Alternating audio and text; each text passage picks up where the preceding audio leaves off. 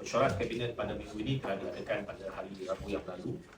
Pagi ini mesyuarat pasca Kabinet di peringkat Kementerian Pengangkutan telah diadakan pada pagi tadi. Itu kita saya memberikan satu pengumuman berkenaan dengan keputusan dasar yang telah pun disetujui oleh Mesyuarat Jemaah Menteri pada hari Rabu lalu, iaitu bahawa Kementerian Pengangkutan ingin memaklumkan Mesyuarat Jemaah Menteri pada 15 Julai 2026 telah bersetuju secara dasar dengan cadangan untuk meminda Akta Pengangkutan Jalan 1987 Akta 333 sekali lagi selepas pindaan yang baru diteruskan pada sidang yang baru-baru ini di peringkat Dewan Rakyat dan akan dibawa ke peringkat Dewan Negara pada minggu hadapan. Dan Kabinet setuju untuk meminda lagi satu lagi perkara, iaitu untuk mewujudkan mekanisme pampasan kepada mangsa kemalangan jalan raya serta memperkukuh sistem pemberian mata demerit kesalahan jalan raya kenjara. Cadangan ini bertujuan memastikan pesalah bukan sahaja dikenakan hukuman seperti penjara, denda dan hilang kelayakan pemandu, malah turut dipertanggungjawabkan terhadap kesan perbuatannya kepada mangsa serta keluarga mangsa. MOT berhasrat supaya jumlah pampasan tidak ditetapkan secara automatik atau secara bertakbiran oleh kerajaan. Sebaliknya, jumlah tersebut ditentukan oleh mahkamah berdasarkan fakta dan merit setiap kes, termasuk tahap keseriusan kesalahan, kecederaan atau kehilangan nyawa, kerugian yang ditanggung oleh mangsa atau waris serta kemampuan pesalah untuk membayar. Mekanisme pampasan yang dicadangkan juga tidak akan menjejaskan hak mangsa atau waris untuk membuat tuntutan insurans atau mengambil tindakan sivil melalui saluran perundangan sedia ada. Pada masa yang sama, sistem kejara akan diperkukuh sebagai mekanisme pencegahan bagi mengenal pasti dan mengawal pemandu berisiko tinggi serta bersalah berulang. Penambahbaikan yang dicadangkan merangkumi tata cara pemakluman mata demerit yang lebih jelas, mekanisme representasi dan semakan pentadbiran serta perarasan atau penghapusan mata demerit sekiranya sesuatu kesalahan tidak dibuktikan atau tiada sabitan dikenakan.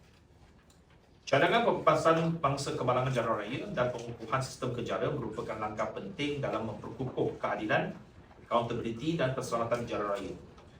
MOT terus komited untuk memastikan kerangka perundangan yang dibangunkan kelab bukan sahaja memberikan pembelaan yang sewajarnya kepada mangsa dan waris, tetapi juga memastikan pesalah bertanggungjawab atas perbuatan mereka serta mencegah kesalahan jalan raya daripada berulang.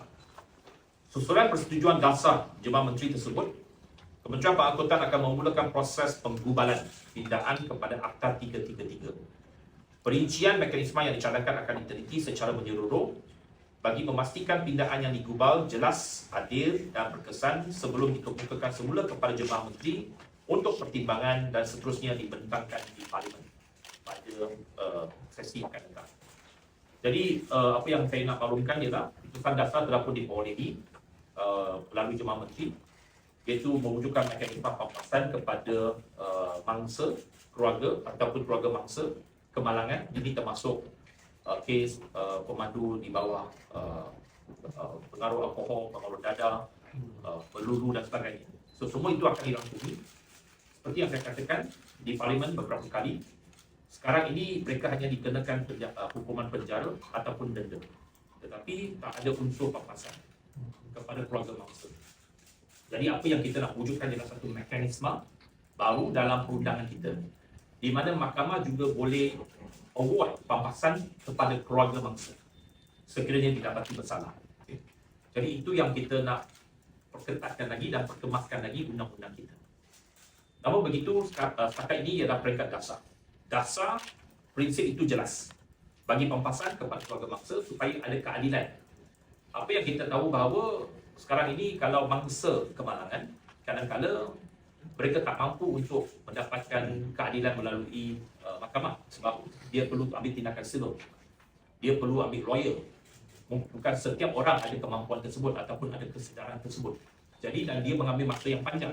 Okay. Walaupun mungkin kes jenayah itu telah pun diputuskan, telah pun dijatuhkan hukuman, dia nak ambil satu kes sivil mungkin mengambil bertahun-tahun masanya. Jadi sekarang ini kita nak letakkan mekanisme itu juga di bawah kes jenayah. Iaitu kes jenayah yang mereka lakukan itu juga ada elemen pampasan kepada keluarga mangsa. Jadi itu yang kita nak perkenalkan. Tetapi kita tahu bahawa ada pelbagai cabaran ataupun pelbagai butiran yang perlu diperincikan. Dia melibatkan banyak aspek.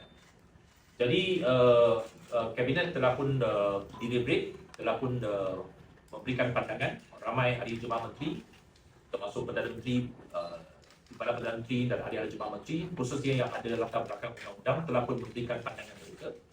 Semuanya bersetuju secara prinsip, tetapi perlu dipenjelaskan dengan lebih terperinci dalam rang undang-undang, dan perlu ada mekanisme yang jelas dalam perkara ini untuk dilaksanakan.